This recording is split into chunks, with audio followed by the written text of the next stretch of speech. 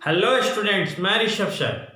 कुछ बच्चों का डिमांड था कि सर 11th क्लास का सिलेबस शुरू कीजिए, तो मैं आया हूं आज आपको 11th क्लास का फर्स्ट चैप्टर लेकर के, जिसमें हम लोग सेट थ्योरी के बारे में देखेंगे। और सेट जो चैप्टर है वो बहुत ही इंपॉर्टेंट है, क्योंकि इसका यूज रिलेशन फंक्शन में है और प्रोबेबिलिटी में भी है। कुछ यूज इसका ट्रिगोनोमेट्री में भी आपको देखने को मिलेगा। तो हम लोग सेट थ्योरी को जानेंगे कि सेट थ्योरी क्या होता है और सेट किसे कहते हैं, और उसमें जो जो चीज हमें पढ़ना है उन सारी चीजों के बारे में हम देखेंगे। तो आप तैयार हो जाइए। जो भी 10th के बच्चे पास आउट हैं उन सभी को मैं आज सेट थ्योरी पढ़ाने के लिए आया हूं। और सेट थ्योरी को देखिए कितने आसान तरीके से मैं पढ़ाता हूं। और अगर आपको पढ़ाई पसंद आए तो आप हमारा चैनल को सब्सक्राइब करें, लाइक करें। और जब ये लॉकडाउन खत्म हो जाए तो आप सक्सेस स्टेप जो विद्यांचल स्कूल के बगल में है, वहां मैं इस बार 11th क्लास का शुरू करूंगा और आप लोग ज्वाइन कीजिए। लेकिन उससे पहले आप सेटिस्फाइड हो जाइए कि पढ़ाई समझ में आ रही है या नहीं। तो हम लोग बढ़ते हैं अपने चैप्टर सेट थ्योरी की तरफ।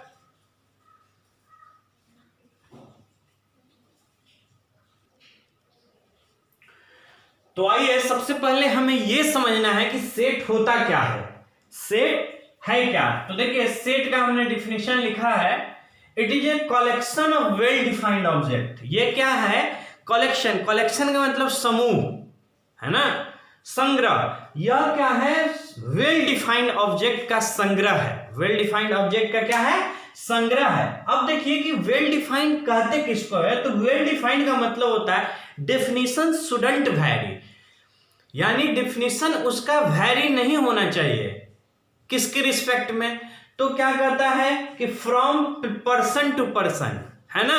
पर्सन टू पर्सन मतलब एक व्यक्ति के लिए डेफिनेशन कुछ और हो और दूसरे व्यक्ति के लिए डेफिनेशन कुछ और हो, तो वो सेट नहीं कहलाएगा। और फिर क्या कहता है? फ्रॉम प्लेस टू प्लेस, अर्थात कहने का क्या मतलब कि यहां पे जो इसका डेफिनेशन हो वो अलग जगहों पे भी हो। अब यहां पे हो, अर्थ पे हो, तो मून पे भी वही डेफिनेशन हो, है ना। अगर मान लो कि कोई चीज का डेफिनेशन यहां पे जो है वही डेफिनेशन क्या होना चाहिए? अमेरिका में भी होना चाहिए। तो एग्जांपल के तौर पे अगर देखें तो collection of vowels of English alphabet, collection of vowels of English alphabet कहने का क्या मतलब कि जो इंग्लिश अल्फाबेट है उसमें वॉवेल कितने होते हैं? कितने वॉवेल हैं? ए ई, पहले ई लिखते हैं तब आई लिखते हैं, आई ओ और यू, यही 5 वॉवेल है ना। वॉवेल की संख्या कितनी हो गई? 5, है ना। तो ये 5 जो वॉवेल है, ये इंडिया में भी 5 ही वॉवेल है और अमेरिका में भी 5 ही वॉवेल है। हमारे लिए भी 5 ही वॉवेल है और तुम्हारे लिए भी 5 ही वॉवेल है। तो ध्यान से अगर देखा जाए तो क्या है कि ये कलेक्शन है किस चीज का?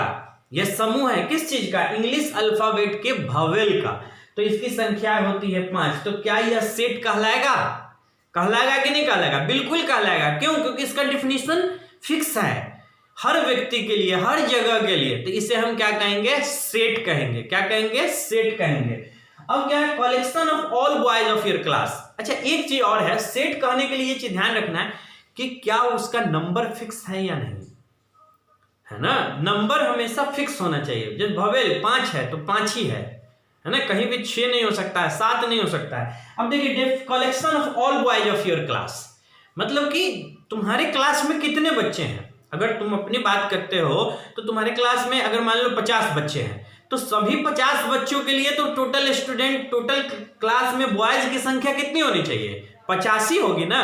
किसी ऐसे इस बात थोड़ी है कि तुम्हारा कोई मित्र है, तुम राम हो, तुम्हारा कोई मित्र है मोहन, और तुम दोनों एक ही क्लास में पढ़ते हो, तुम्हारे लिए 50 स्टूडेंट बॉयज है टोटल और उसके लिए 51 बॉयज हो। ऐसा तो संभव है नहीं, है ना। तो इसे भी हम लोग क्या कहेंगे? सेट कहेंगे, क्योंकि ये जो है अपने क्लास के बारे में बता रहा है। तो वैसी संख्याएं का कलेक्शन जिसका नंबर क्या हो, फिक्स हो, तो उसे हम लोग सेट कहेंगे। आगे बढ़ने से पहले कुछ एग्जाम्पल आपको देते हैं, आप खुद डिसाइड कीजिए कि कौन सा सेट है और कौन सा सेट नहीं है। तो इसे पहले आप नोट कर ले, फिर हम लोग एग्जाम्पल की तरफ बढ़ते हैं।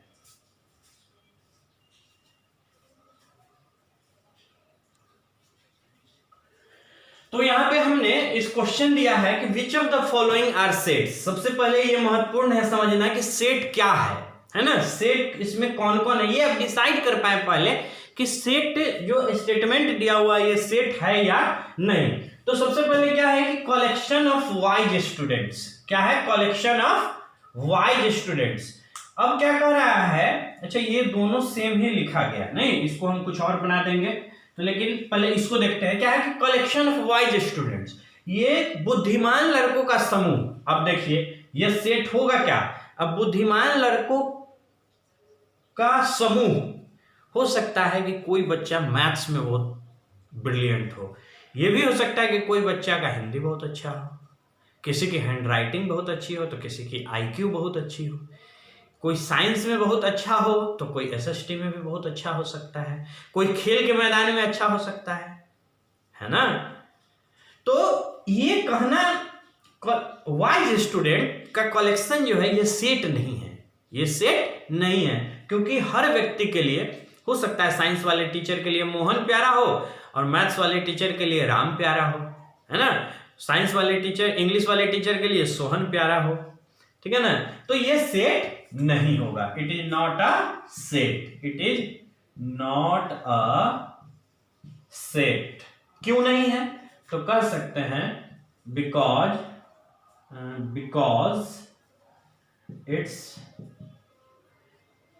it is not well defined, it is not a collection of, या simple it is not well defined, यह पूरी तरह से well defined नहीं है ना। अब देखिए क्या कहता है, collection of natural number less than 100। तो नेचुरल नंबर कहां से शुरू होगा, 1 2 3 4 5 डॉट डॉट डॉट डॉट 99 और बस लेस देन 100 है, 100 से छोटा, तो इसकी संख्या तो फिक्स होगी ना 99 ही, तो यह क्या होगा, इट इज अ सेट, यह क्या कहलाएगा, सेट कहलाएगा। अब बात करते थे collection of dangerous animal in this world, क्या यह सेट है, डेंजरस एनिमल।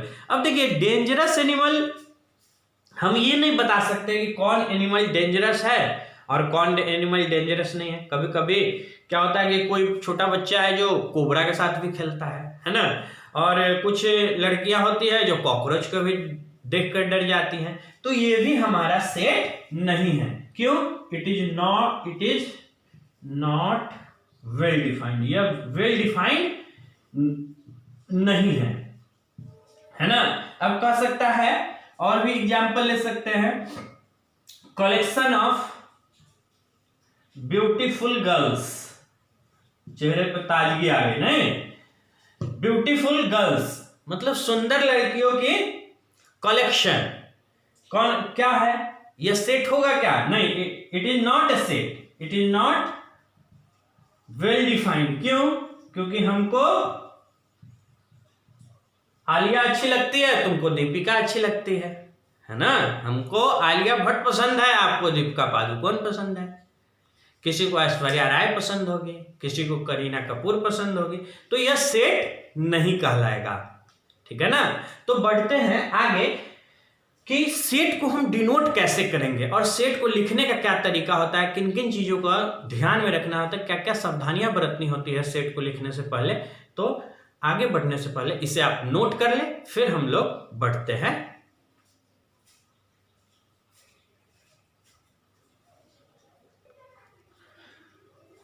तो देखिए सेट थ्योरी के बारे में, सेट को कैसे लिखा जाता है उसके लिए कुछ पॉइंट हमने लिख रखा है। तो देखिए सबसे पहला जो पॉइंट निकल कर आता है वो क्या है कि set is written with capital letter, set को हम जनरली कैपिटल लेटर से लिखते हैं।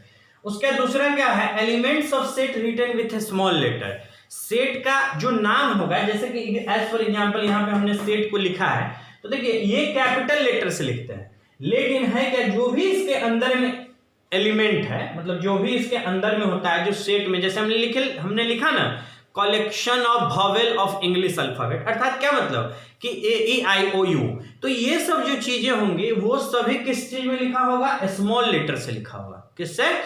स्मॉल लेटर से लिखा होगा। अब क्या है कि all the elements are written within the curly braces. देखिए इसको हमने क्या किया है, कर्ली ब्रेसेस के अंदर लिखा है। ये जो है कर्ली ब्रेसेस है ना, ब्रैकेट कितने तरह का, देखिए एक तो होता है स्मॉल ब्रैकेट, एक कर्ली हो गया, इसको मिडिल ब्रैकेट भी कहते हैं, इसको बिग ब्रैकेट या स्क्वायर ब्रैकेट भी कहते हैं। अब नेक्स्ट है ऑर्डर इज इमैटेरियल, है ना, कोई जरूरी नहीं है। इसी चीज को हम चाहे तो ऐसे भी लिख सकते हैं, IOAE और U, इससे कोई फर्क नहीं पड़ता है, क्योंकि इसमें कहा जाता है कि ऑर्डर से कोई मतलब नहीं है। और दूसरी बात कि same element is not repeated, मतलब एक ही चीज को, जैसे ये बटर है, वर्ड है, इसको लिखना है ना। अब कोई सेट है हमारा, मान लीजिए कि जेड हमारा एक सेट हो गया है ना, और इसको हमको अगर लिखना है, क्या लिखना है, बटर, तो देखिए ये वर्ड दिया हुआ है। अब फिर यहाँ पे एलिमेंट जो होगा कैपिटल लेटर में हो सकता है, क्यों, क्योंकि जो वर्ड दिया है वो टोटल कैपिटल लेटर में ही दिया है। तो हम लिख सकते हैं BUTTER। क्या यह दिया हुआ चीज सही है? बिल्कुल भी नहीं है। क्यों? क्योंकि हमने टी को 2 बार लिखा है ना। BUTER सिंपल हो जाएगा, है ना। इसको हम क्या लिखेंगे, BUTER। अब यहां पे कहेंगे सर एलिमेंट्स को स्मॉल लेटर से लिखा जाता है, यहीं पे बताया, लेकिन चूंकि ये वर्ड दिया था वही कैपिटल लेटर में था, जो लिखा रहेगा जैसे वो एज इट इज रह जाएगा। ऐसे हमसे जनरली पूछे, है ना, तो हम उसे स्मॉल लेटर में लिखेंगे। तो यहाँ पे चूंकि वर्ड दिया था कैपिटल लेटर में सभी, इसीलिए इसको कैपिटल लेटर में लिखे। तो जेड इज इक्वल टू क्या हो जाएगा, BUTER। अब देखिए, अब इसको चाहे तो ऐसे भी लिख सकते हैं, इसी सेट को हम चाहे तो ऐसे भी लिख सकते हैं, क्या, R फिर U फिर T फिर E और फिर B, फिर भी कोई फर्क नहीं पड़ेगा, यह वही सेट हुआ। समझ रहे हैं ना बात। तो आगे सेट कितने तरीके से, तो सेट को हम लोग 2 तरीके से लिख सकते हैं। Set can be written in 2 ways. पहला आता है रोस्टर फॉर्म, और उसी का दूसरा नाम क्या है, टेबुलर फॉर्म, और दूसरा है हमारा सेट बिल्डर फॉर्म। ठीक है, तो सबसे पहले हम लोग जाने रोस्टर फॉर्म क्या है। एकदम मतलब 6 क्लास के बच्चे भी इसे देखेंगे तो समझ जाएंगे। और पहले क्या था कि सेट थ्योरी जूनियर सेक्शन में पढ़ाए जाते थे, 10th वगैरह में सेट थ्योरी को पढ़ाया जाता था। आज भी कुछ बुक्स हैं जिसमें सेट थ्योरी के बारे में चर्चा किया हुआ है, जूनियर सेक्शन में भी।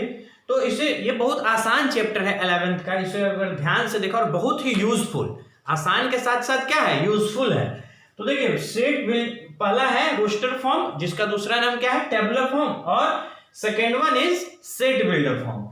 अब देखिए रोस्टर फॉर्म है क्या कि all elements are written by using commas within the bracket. जितने भी एलिमेंट है सभी ब्रैकेट के अंदर में होगा, और कैसे लिखा जाएगा, तो कॉमा के साथ। जैसे अगर collection of all vowels in English alphabet, तो इसको क्या लिखेंगे, AIOU ब्रैकेट के अंदर। इस फॉर्मेट को हम लोग क्या कहेंगे, इसे हम रोस्टर फॉर्म कहेंगे। क्या कहेंगे, रोस्टर फॉर्म, या इसी का दूसरा नाम क्या है, टैबुलर फॉर्म। क्या है, टैबुलर फॉर्म। अब बात करते हैं दूसरा नंबर एग्जांपल। देखिए बी एक सेट है जो 2 3 4 5 6, ये भी क्या है, टैबुलर फॉर्म में है। अब देखिए इसमें सी नंबर सेट जो है, सी सेट, ये है 1 3 5 7 9, ये क्या है, collection of all odd numbers, है ना, ऑल ऑड नंबर्स। ये क्या है, इन्फिनिटी भी अगर मान लो तुम कहोगे कि सर इसका नंबर तो फिक्स नहीं है, लेकिन इन्फिनिटी भी है तो उसका संख्या फिक्स है ना। तो क्या है कि यह 3 डॉट लगाते हैं, जो हम सोन अगर बढ़ाना हो तो सिर्फ हम लोग क्या देंगे, 3 डॉट ही देंगे, पहला डॉट, दूसरा डॉट, तीसरा डॉट। यानी ये क्या हो गया, मतलब इन्फिनिटी का सिंबल हो गया ये, है ना। ये नहीं कि अपने मन से 5-6 लगा देंगे डॉट, नहीं, 3 ही रखना है, समझ गए। तो अब डी नंबर देखिए, ये क्या है, अब इधर से 3 डॉट है, मतलब क्या है, ये माइनस इन्फिनिटी से आ रहा है -4 -2 0 2 4 और फिर 3 डॉट, मतलब इसी तरह से स्वान चलता चला जाएगा। तो ये आपको कौन सा लिखने का तरीका है, ये जो देखे हैं ये सब क्या है, ये जो आपने देखा है ये क्या है, रोस्टर या टैबुलर फॉर्म। अब सेट बिल्डर फॉर्म किसे कहते हैं, कैसे लिखा जाता है सेट बिल्डर फॉर्म में, उसको हम लोग देखेंगे, लेकिन उससे पहले इसे आप नोट कर ले।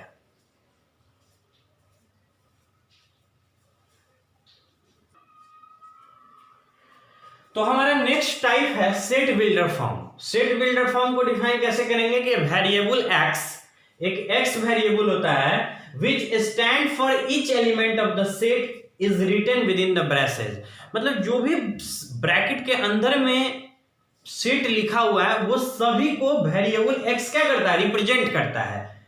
और देन आफ्टर, और तब क्या करते हैं, या तो सेमी कोलन देते हैं या फिर ऑब्लिक लाइन देते हैं। एज फॉर एग्जांपल देखिए ए एक सेट है जिसमें हमने क्या किया, x सेमी कोलन लिया, x सच दैट, इसको क्या पढ़ेंगे, इसको x ऐसे लिखा है, इसको क्या पढ़ेंगे, सच दैट, क्या पढ़ेंगे, सच that, x such that x is a vowel of English alphabet.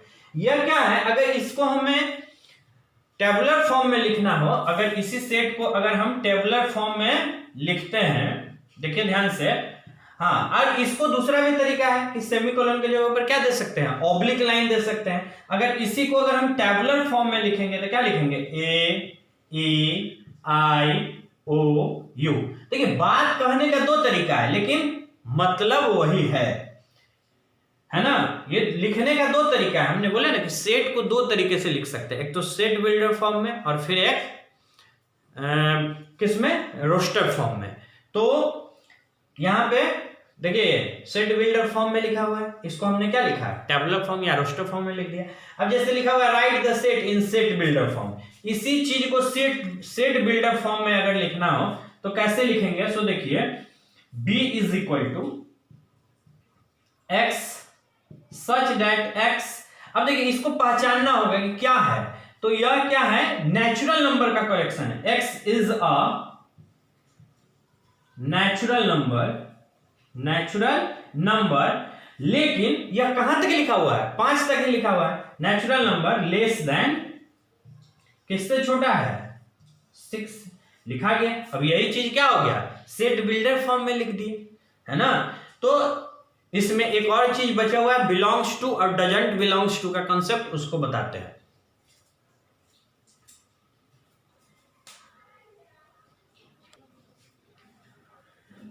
तो हम लोग देखते हैं कंसेप्ट ऑफ बिलोंग्स टू और डज नॉट बिलोंग्स टू। ये बिलोंग्स टू का सिंबल है इप्सिलॉन आपने पढ़ा है ना, और ये डज नॉट बिलोंग्स टू का, ठीक है, इसको जब कट कर देंगे तो क्या हो जाएगा, डज नॉट बिलोंग्स टू। अब जैसे एक सेट लिखा हुआ है ए 1 2 3 4 5 6 इसका एलिमेंट है, तो कहता है क्या कि इसमें आपको भरना है कि बिलोंग्स टू है या डज नॉट बिलोंग्स टू है। तो दो है क्या इसके अंदर, बिल्कुल है। तो ये सभी एलिमेंट क्या है, मतलब एक भी इससे बिलोंग करेगा, 2 भी बिलोंग करेगा, 3 भी बिलोंग करेगा। स्वाभाविक सी बात है, जो यहाँ पे हमने लिखा है कि elements of a set belongs to that set, मतलब जो भी, सॉरी बिलोंग ही ठीक है, बिलोंग टू दैट सेट, मतलब जो भी एलिमेंट्स होगा किसी सेट का, उस सेट से वह बिलोंग करेगा। अब जैसे देखिए ये 2 है, तो 2 इसमें है ना, तो यह क्या होगा, बिलोंग करेगा। यही सिंबल दे देना है, कितना आसान है।